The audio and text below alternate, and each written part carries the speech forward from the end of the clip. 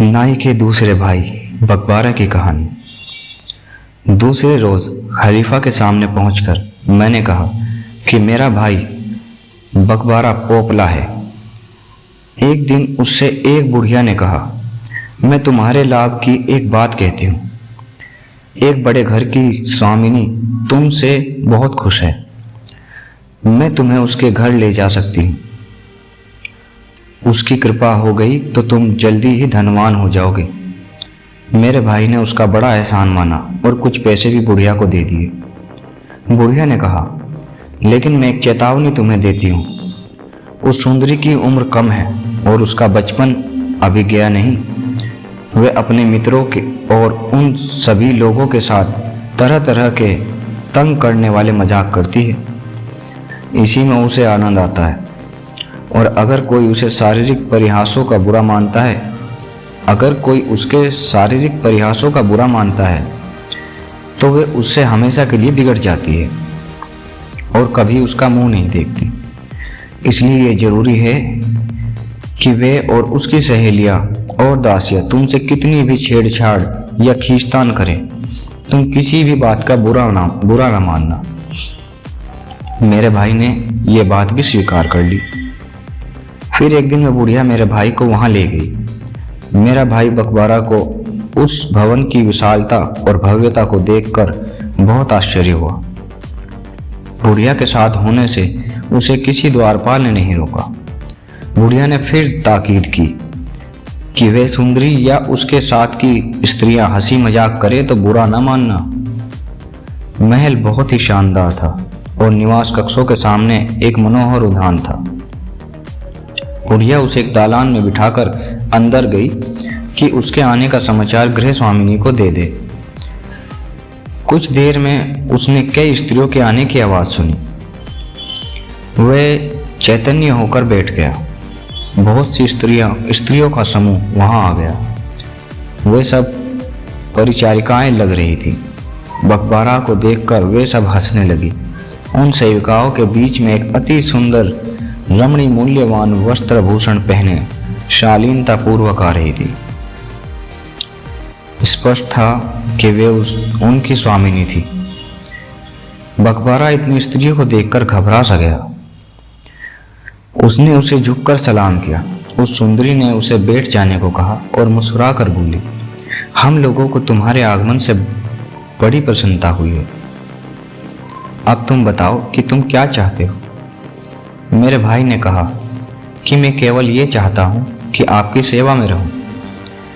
उसने कहा कि अच्छी बात है, मैं भी यही चाहती हूँ कि हम लोग 4 घड़ी हंस बोल कर काटें। ये कहकर उसने अपनी दासियों को भोजन लाने की आज्ञा दी। दासियों ने भोजन परोसा और भोजन के लिए बकबारा को अपनी स्वामिनी के साथ ही बिठाया। जब बकबारा ने खाने के लिए मुंह खोला तो उसने देखा कि इसके मुंह में एक भी दांत नहीं है। उसने अपनी सेविकाओं को इशारे से ये दिखाया और हंसने लगी। वे सब भी हंसने लगी। मेरा भाई समझा कि मेरी संगत से ये खुश हैं, इसलिए वे सभी हंस रही हैं।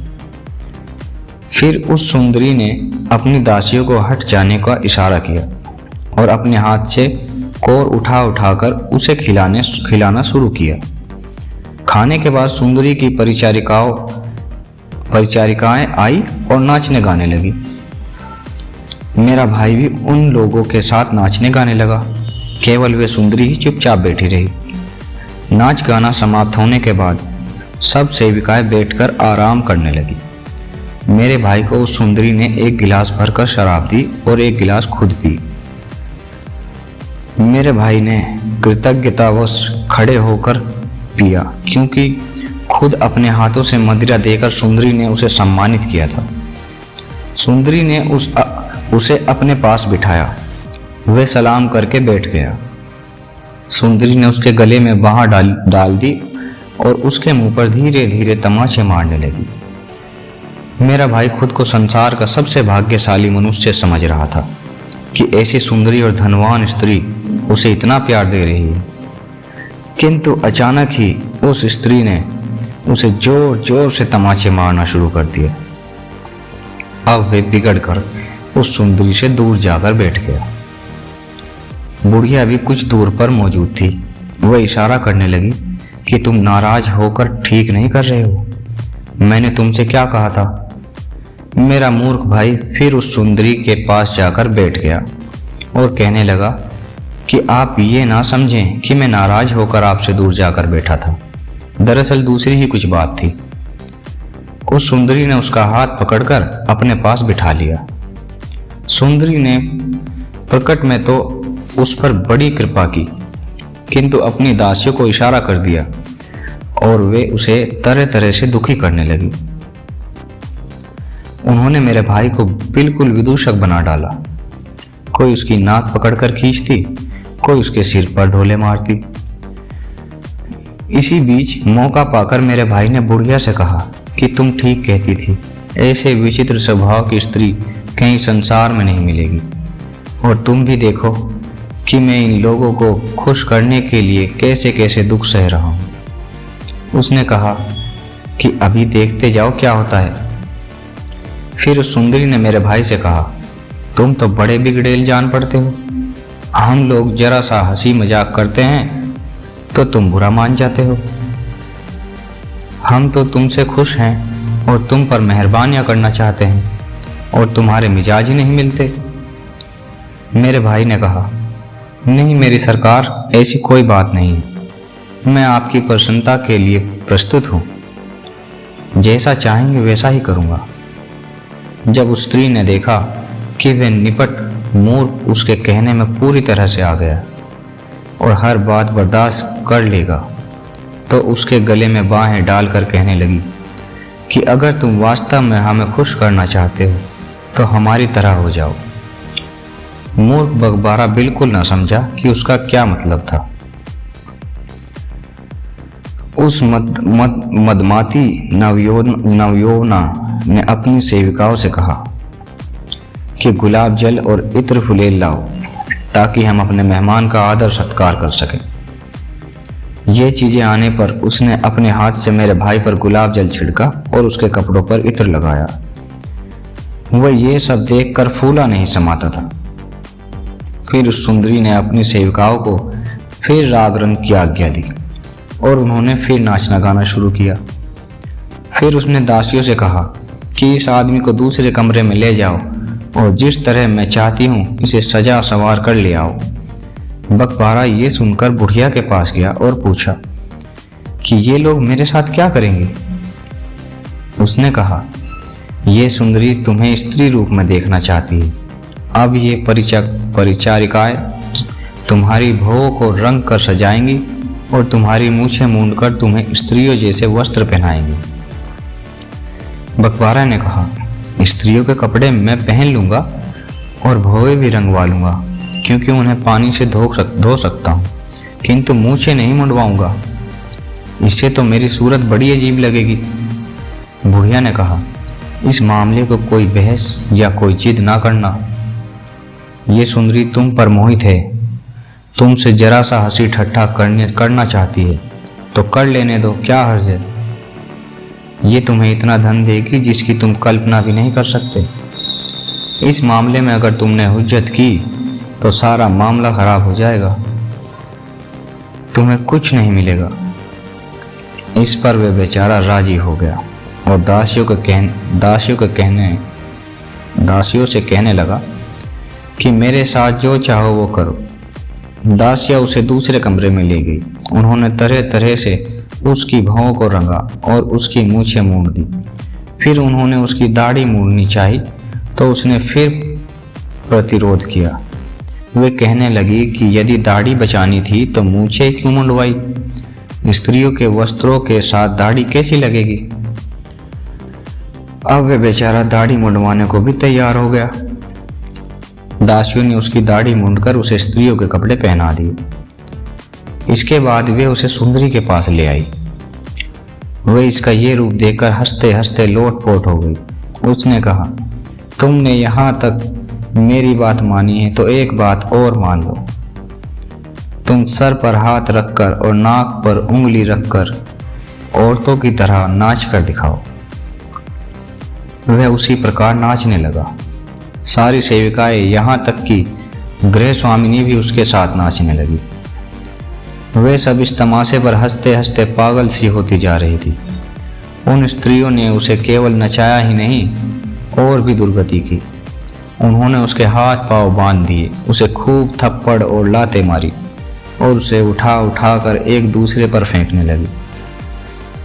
ये देखकर बुढ़िया ने पूर्व योजना अनुसार उन सब पर डांटा कि ये बेहुदगी बंद करो।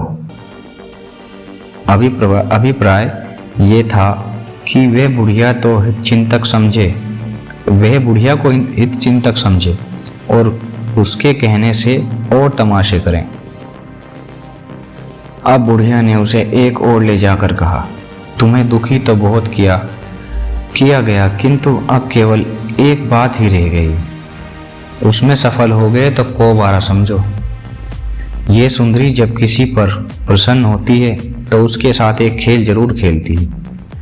शराब पीने के बाद ये उस व्यक्ति को उसके सारे कपड़े उतरवा कर कमर पर एक छोटा कपड़ा भर बंधवा कर अपने सामने बुलाती है और उसके आगे दौड़ती हुई उससे कहती है कि मुझे पकड़ो, और कमरे कमरे दालान दालान में दौड़ती फिरती है।